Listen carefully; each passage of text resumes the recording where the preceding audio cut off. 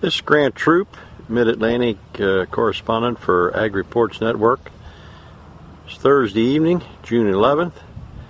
We've had a couple of wet days again.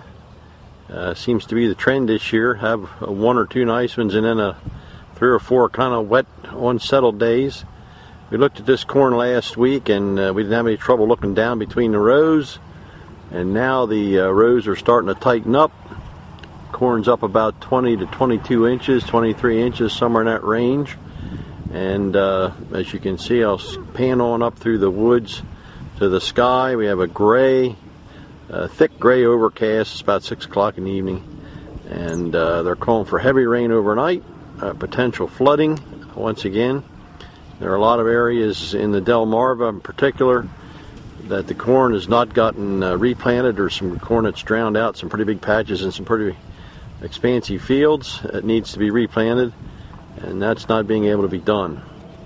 One of the things, I'm not sure if we can catch it here in this lower light setting, we've been noticing in some of the no-till fields that don't have a lot of residue, don't have a high residue situation. Here we have a spot where a row was left out for demonstration purposes, and the night crawlers are creating little piles of residue as they're pulling it in toward their burrows, and the fields are looking like they're being cleaned as the residue is rapidly disappearing.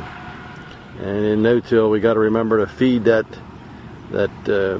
livestock that's underground, you might say, because they do require a lot of residue to maintain a healthy earthworm and biological population in the soil.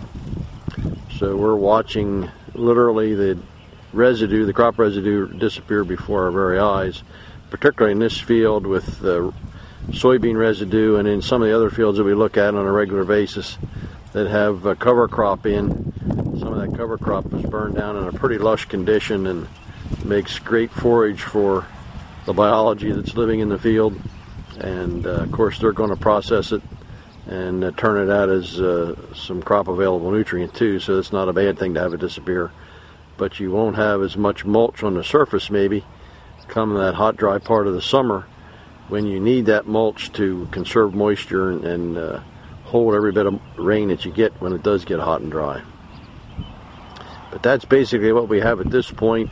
Corn's actively growing. We haven't had the heat we need yet. Had some warmer days, and you can see the difference in this corn from last week to this week. Probably in the range of a foot taller, and growing pretty well, good color. The farmer here has a good fertility program going, and as long as he gets a good stand, he should have a real good crop of corn. Once again, this is Grant Trrop for the Ag Reports Network from the Mid-Atlantic region.